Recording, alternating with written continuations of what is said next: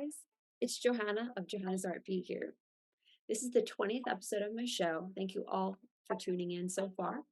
As you know, we're now doing a video component as well, which has been received really well. So whether you're watching or listening, thank you so much for tuning in.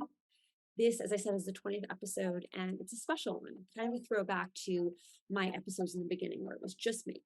So there's no special guest this time, but there is myself. And I'm going to do an episode about circle jerk. I talked a little bit about it when I did my episode with director Rory Paul Sue in the This American Wife episode, which you can still listen to if you'd like. And Circle Jerk, very excitingly, did a live performance that actually had an audience this time here in New York City at the Connolly Theater. Depending on when you're listening to this, it goes through the 25th of June, 2022. So it may be over or just ending. But I still wanted to get in my review and chat a little bit about the show, because I love it. Right now, the run is sold out. They are having cancellation line tickets.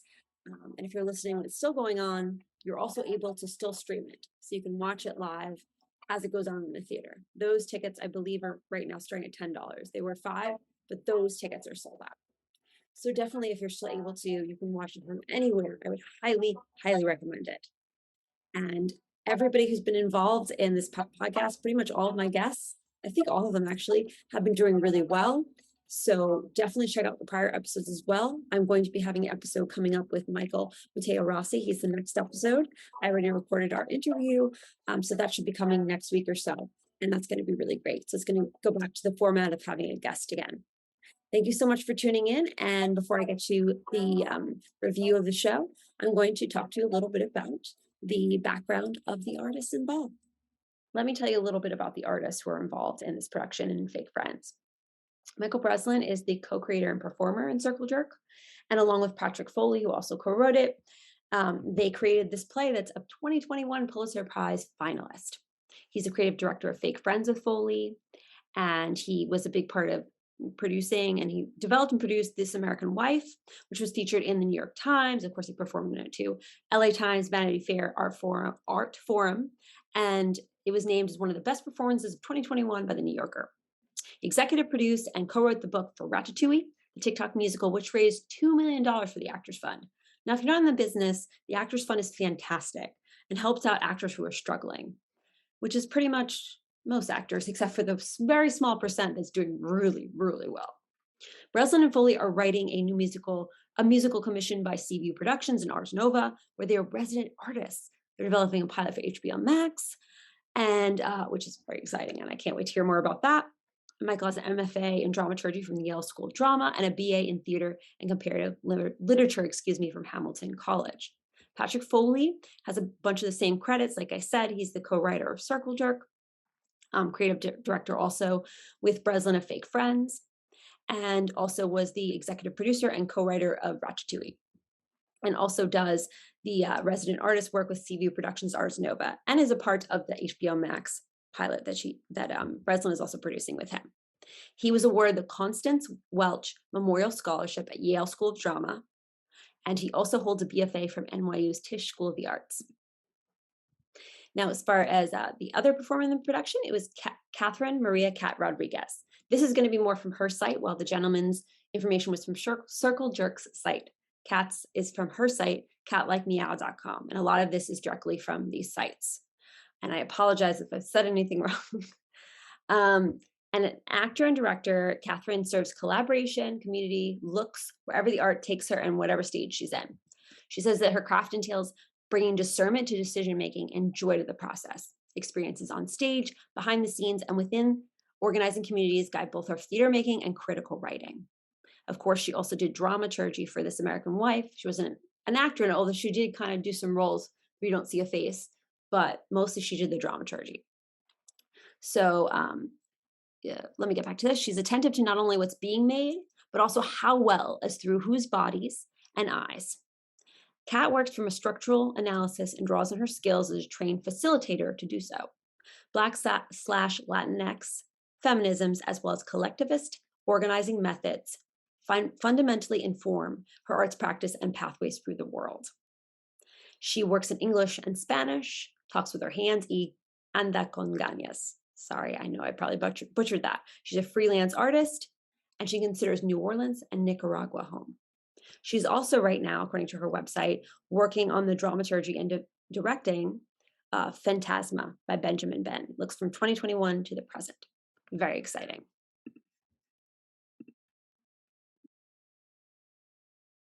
Okay, well, as she's not doesn't appear in the show of Circle Jerk, Ariel Seibert is a dramaturg and is a big part of it in that element. She's a producer of film performances and a critic. She works with fake friends.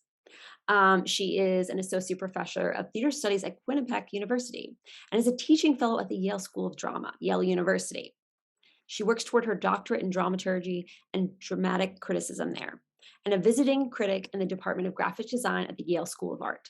This one is from Ariel's website, arielseibert.com. And her collaborations with fake friends and artists such as Evan Yonolis and Sadi Gahari, and I'm so sorry for butchering those, have been presented at the Park Avenue Armory, the Performer 2021 Biennial, New York Theater Workshop, BAM, Ars Nova, Dixon Place. Oh my God, so many different places, Yale Repertory Theater. In the past, she was the associate editor of the journal Theater from Duke UP and taught undergraduate in the Department of Theater Studies at Yale University. Her work has appeared in the Brooklyn Rail, Los Angeles Review of Books Theater, American Theater, and Texan Presentation. Circle Jerk stars Kat Rodriguez, Michael Breslin, and Patrick Foley, who are members of, as I've said, of the troupe Fake Friends. The show was done only virtually over the pandemic in Gowanus, Brooklyn, and streamed to watch live. So you could watch it, you just couldn't be there in person. So of course, this year was the exciting big time change. The show was so popular, though, it was even nominated for the Pulitzer Prize for Drama. The Pulitzer Prize. Incredible. The show's story takes place on the imaginary Gaiman Island. Though I suppose it could be a stand-in for Fire Island, could be incorrect, but that's my guess. At this island, two gay men plot to take over the world via their AI meme maker, Eva Maria. This time, the show is live streamed and, as I said, could be seen in person. Depending on when you're listening to this, it could be complete at the Connolly Theater in Manhattan. It's a nice, intimate, small theater that just really works for this production. The show's story, getting to see the show live, made the experience even better. I watched it from the first row, which was amazing to be so close to the action. I just was like shaking with excitement. I will say my only teeny kind of critique was just from those seats, I did towards the very end of the play have to crane my neck a bit, but still totally worth it. But getting to see it live was such an experience. And I watched it again at home later in the week. It added to that experience. Now I was aware of how much the actors and the crew do that we don't see on the live feed. It's insane how much is done to hide simple stage actions. There's so much going on outside of frame. Or, for example, how one actor with shoes on their hands looks much more dramatic if framed right. This show is proof positive you can make it work without fancy special effects and such. There is a large screen when you see it in person, which shows the audience themselves reflected on camera. Hello, Jeremy O'Hara Slave play reference. He did that in his production as well. And he's a producer on this. And there's also a smaller screen behind the audience. The live show starts much like the video version with Patrick Foley as the troll, which is that costume. Oh, amazing. I think it's the same one as the one in during the pandemic. He's our guide in this journey. He pumps us up and introduces the main players, one of which is, of course, the other roles he's playing via pre-tape video. Patrick also plays a fictional Patrick, our ingenue, who falls for Johanna, the meme creator, who Patrick also plays. I know, lots of information. Johanna with his fabulous blonde wig that very much gave me an Alexander Skarsgård vibe. It's a credit to Patrick's talent and costumer Cole McCarty for making each character look so unique. Even though it's the same person, you could, if you didn't know it that well, you might even, the first time you saw it on video anyway, think it was different people.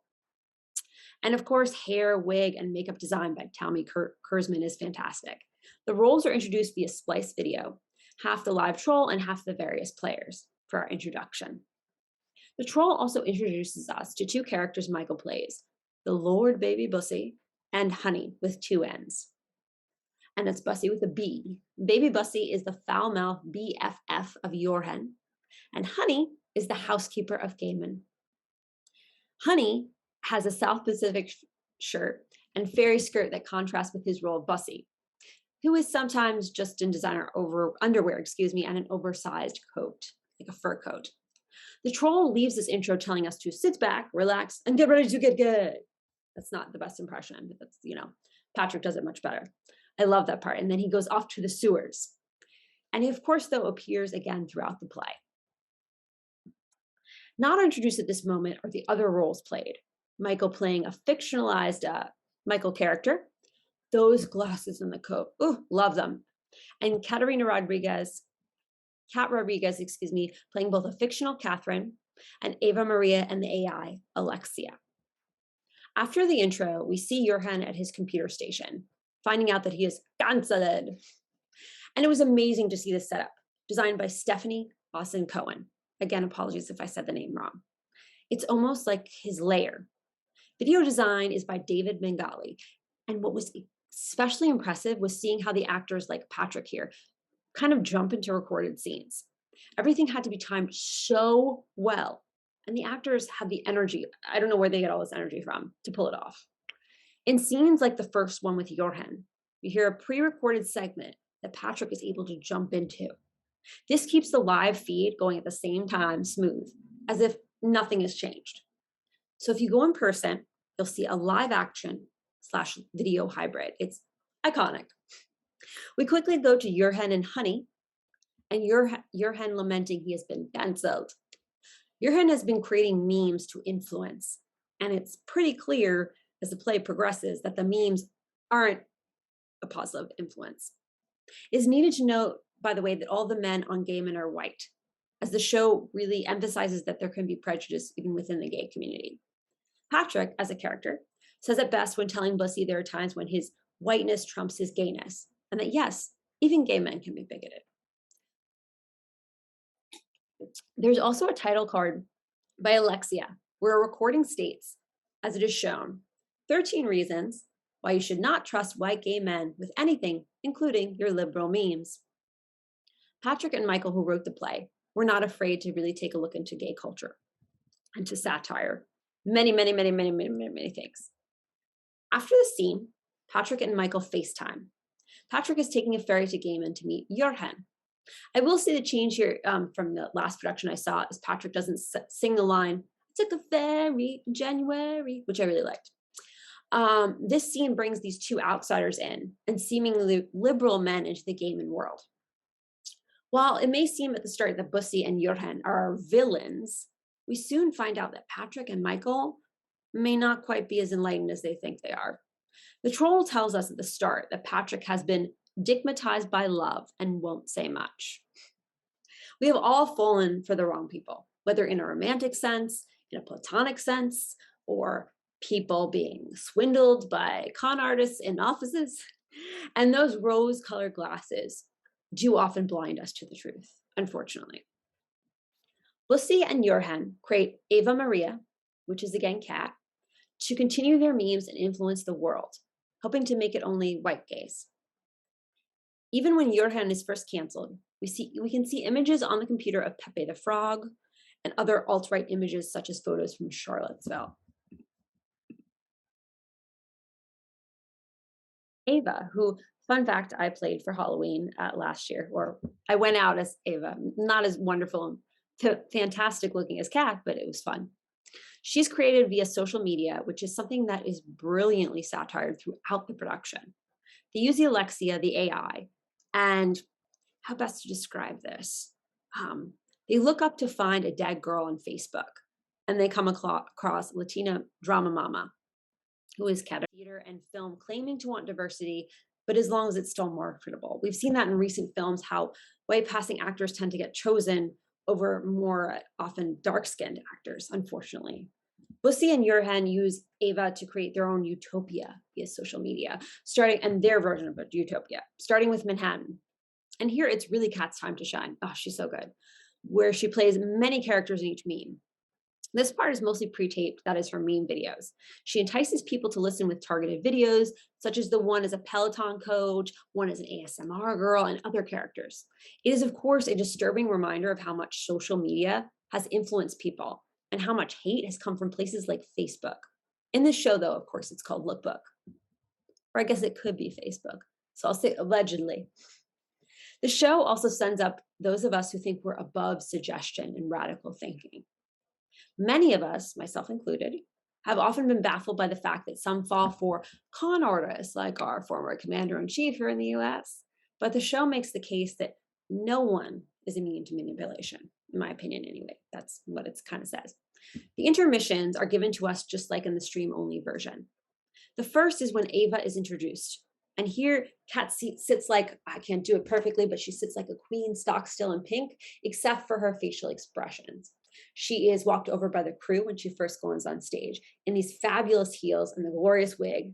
And I can tell you, it sounds crazy, but sitting very still on stage is quite a talent. It's not easy. Later intermissions are Michael and Patrick freezing in poses that are insane. Like one is like half split, which when you see it on video, you won't realize, but in person, you realize, oh my God, these athletes, crazy. Watching them in person, every actor here impressed me 10 times more.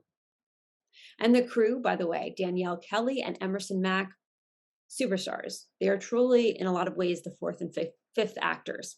Sometimes during the feed only version, we saw behind the scenes where in the live version, you get to see a lot more of what they're doing and how much every person on that stage is actually doing, even when you don't see them. And we get to see the crew helping, the actors with quick changes. The actors themselves help with this as well. It made me think of how some kids' productions want actors who can also do tech. Well, all of these actors seem to do everything.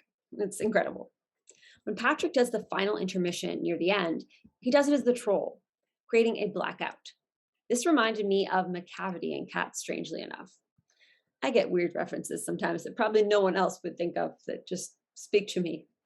So Michael and Patrick, who are best friends at the start of the show, also have an iconic friendship breakdown to a scene from, I think it's Laguna Beach or The Hills, one of the shows that Lauren Conrad was on.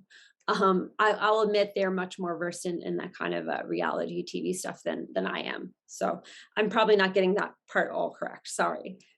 She has a breakdown in that show with her bestie, as do these two. The show incorporates, by the way, current music and pop culture clips, some of which were updated here, which was a nice treat to get different songs.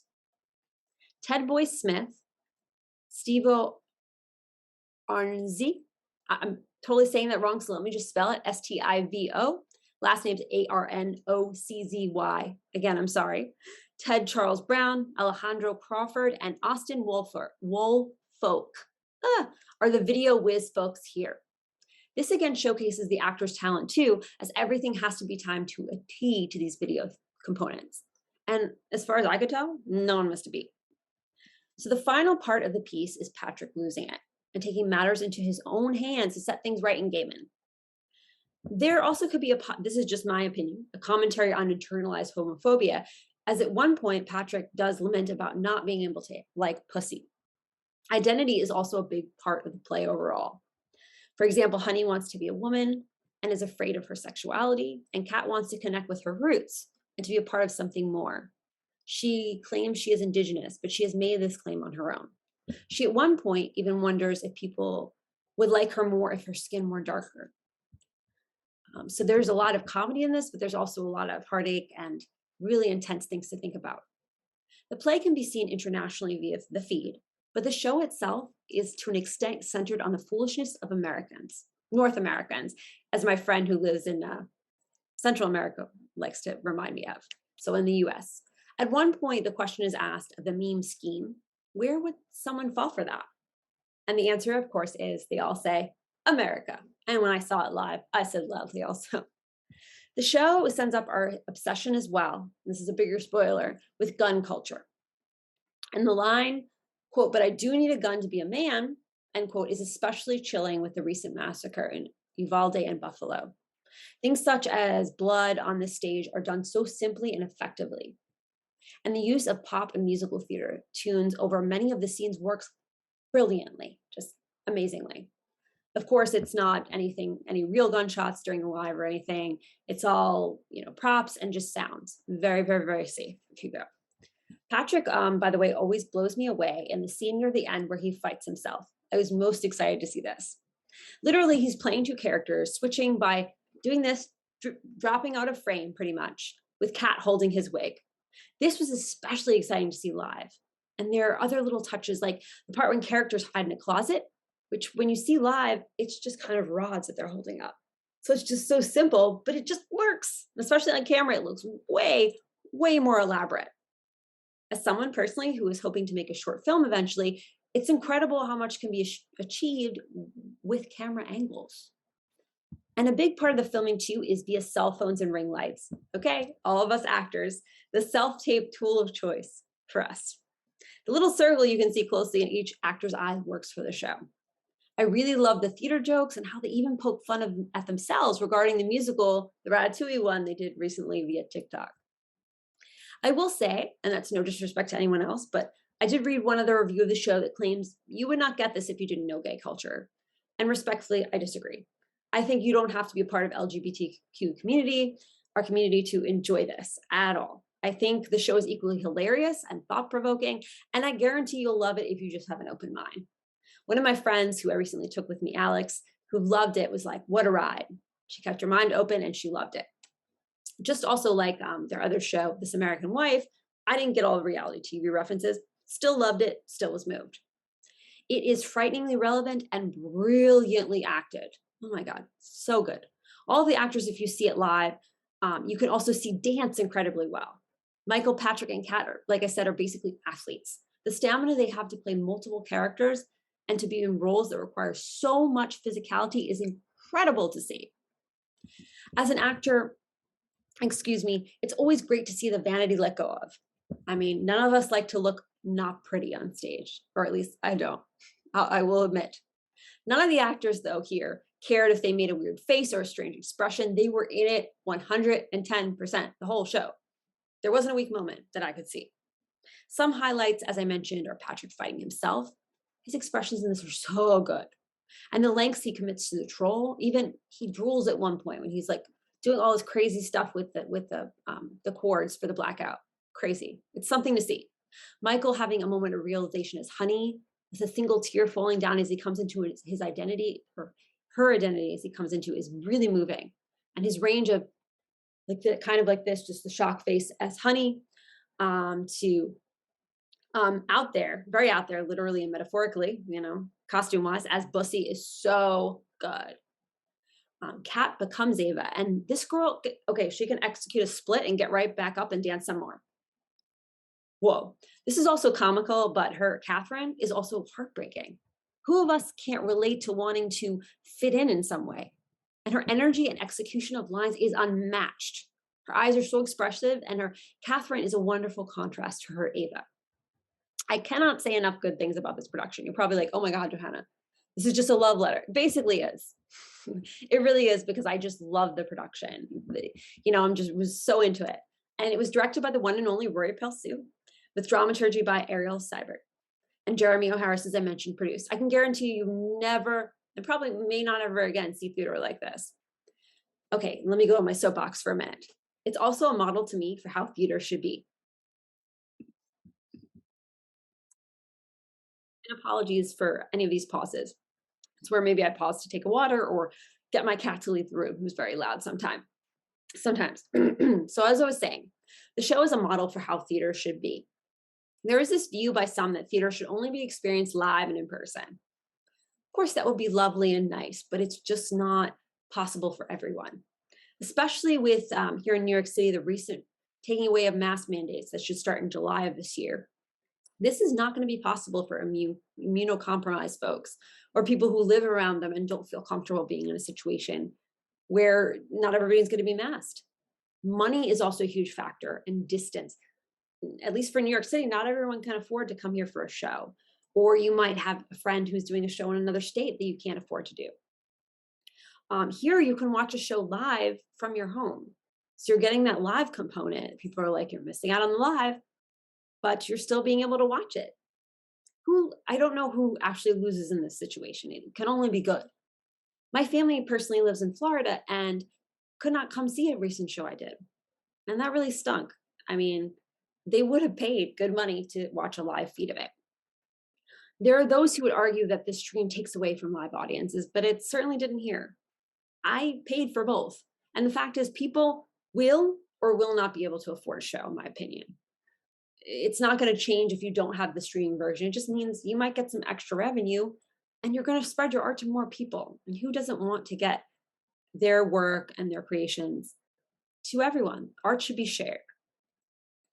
And of course, people are also going to have commitments that for shows that are limited. They might be in a show, or they might just not be able to get a babysitter or not be able to get out of work soon enough. So why not make the arts more accessible? That's a reason also why I'm such a big fan of Jeremy O'Harris. He's the reason I started getting into Circle Jerk. I checked it out because I know he makes good stuff. So I was like, I got to check it out. It's affordable. I can watch it from home. Why not? So this actors and this production, I'm going to be, and you probably think I'm being corny, but they really did all inspire me to become a better artist. And I cannot, as an artist myself, think of a better gift than to inspire others. So I really hope if you're able to, you'll go see the production. Who knows, maybe it'll get produced again. I really hope so. Maybe This American Wife will become live too. I don't know. This is a hope of mine. I have no secret knowledge. But I love the show. It's fantastic. And I hope even if you weren't able to see it, that you will, check out different and innovative pieces like this and be more open to digital theater.